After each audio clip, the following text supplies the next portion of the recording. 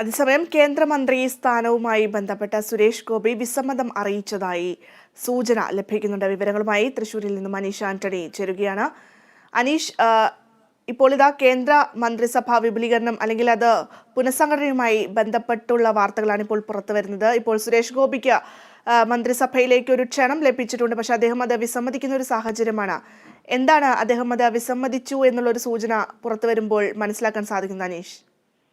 ഭദ്ര, കേന്ദ്ര മന്ത്രിസഭയിൽ ഉണ്ടായേക്കാവുന്ന അഴിച്ചുപണിയിൽ സുരേഷ് ഗോപിയെ മന്ത്രിസഭയിൽ ഉൾപ്പെടുത്തിയേക്കുമെന്ന തരത്തിലുള്ള റിപ്പോർട്ടുകളാണ് അല്പം മുമ്പ് പുറത്തു വന്നത്. എന്നാൽ ഇതുമായി ബന്ധപ്പെട്ട് സുരേഷ് ഗോപി ഈ വിസമ്മതം അറിയിച്ചതായാണ് അദ്ദേഹവുമായി ബന്ധപ്പെട്ട അടുത്ത വൃത്തങ്ങളിൽ നിന്നും നമുക്ക് ലഭിക്കുന്ന സൂചന. എന്നാൽ ഈ സുരേഷ് ഗോപിയുടെ മന്ത്രിസഭാ പ്രവേശനം സംബന്ധിച്ച് അന്തിമ തീരുമാനം ഉടൻ ഉണ്ടായേക്കുമെന്നാണ് സൂചന. കാരണം ഇക്കാര്യം ചർച്ച ചെയ്യാനായി 2 ദിവസത്തിനകം ദില്ലിയിൽ പ്രത്യേക യോഗം ചേർന്നേക്കുമെന്നും നമുക്ക് വിവരം ലഭിക്കുന്നുണ്ട്.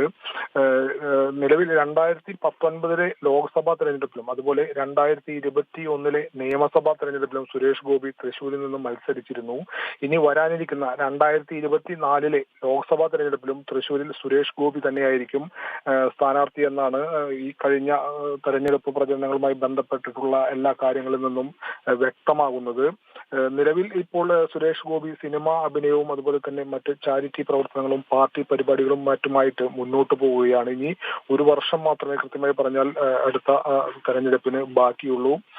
തൃശ്ശൂരിൽ അദ്ദേഹത്തിന്റെ സ്ഥാനാർത്ഥിത്വം 2014 വരാനിരിക്കുന്ന തെരഞ്ഞെടുപ്പിൽ അദ്ദേഹത്തിന്റെ സ്ഥാനാർത്ഥിത്വം ഉറപ്പിച്ചാൽ പ്രചരണ പരിപാടികളും അതുപോലെ മറ്റ് ഇതുമായി ബന്ധപ്പെട്ടുള്ള പരിപാടികളിലും അദ്ദേഹം കൂടുതൽ സമയം തൃശ്ശൂരിൽ ചെലവഴിക്കേണ്ടി വരും. ഇതുകൂടി കണക്കിലെടുത്തിട്ടാണ് അദ്ദേഹം ഇപ്പോൾ ലഭിച്ചിരിക്കുന്ന കേന്ദ്ര മന്ത്രിസഭാ അംഗത്വത്തിന് വിസമ്മതം അറിയിച്ചിട്ടുള്ളത് എന്നുകൂടിയാണ് അദ്ദേഹവുമായി ബന്ധപ്പെട്ട അടുത്ത വൃത്തങ്ങളിൽ നിന്നും നമുക്ക് ലഭിക്കുന്ന സൂചന. ഭദ്ര,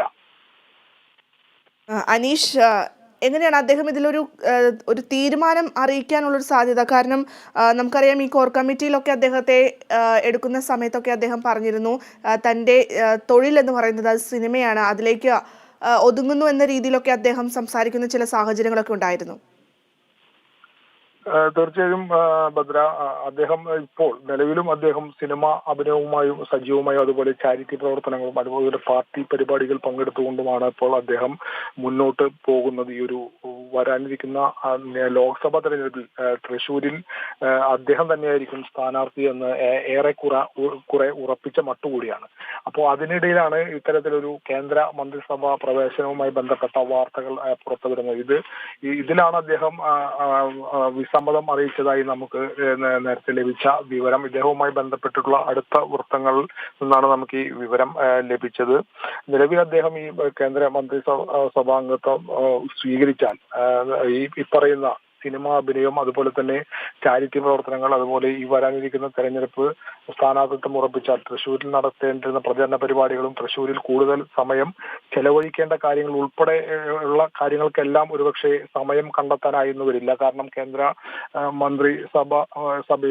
മന്ത്രി ആയാൽ ഒരുപക്ഷെ അതിന് മാത്രമായി സമയം ചെലവഴിക്കുക, ഒട്ടേറെ സമയം അതിന് മാത്രം മന്ത്രിയുടെ കാര്യങ്ങൾ ഉൾപ്പെടെയുള്ള കാര്യങ്ങൾക്കായി സമയം ചെലവഴിക്കേണ്ടി വരും. അപ്പോൾ ഈ അദ്ദേഹത്തിന്റെ ഇപ്പോഴുള്ള സിനിമാ മേഖലയിലെ അഭിനയവും അതുപോലെ തന്നെ മറ്റു കാര്യങ്ങൾക്ക് സമയം തൃശ്ശൂരിൽ വരാനിരിക്കുന്ന ലോക്സഭാ തെരഞ്ഞെടുപ്പ് ഉൾപ്പെടെയുള്ള കാര്യങ്ങൾക്ക് സമയം കണ്ടെത്താൻ ഉള്ള ഒരു സാഹചര്യം ഉണ്ടാവുകയില്ല. ഇതുകൂടി കണക്കിലെടുത്താണ് അദ്ദേഹം ഇപ്പോൾ ഈ കേന്ദ്ര മന്ത്രിസഭാ അംഗത്വത്തിന് വിസമ്മതം അറിയിച്ചതെന്നാണ് നമുക്ക് ലഭിക്കുന്ന വിവരം. ഭദ്ര, ശരി അനീഷ്, കേന്ദ്രമന്ത്രി സ്ഥാനവുമായി ബന്ധപ്പെട്ട് സുരേഷ് ഗോപി വിസമ്മതം അറിയിച്ചതായാണ് സൂചന.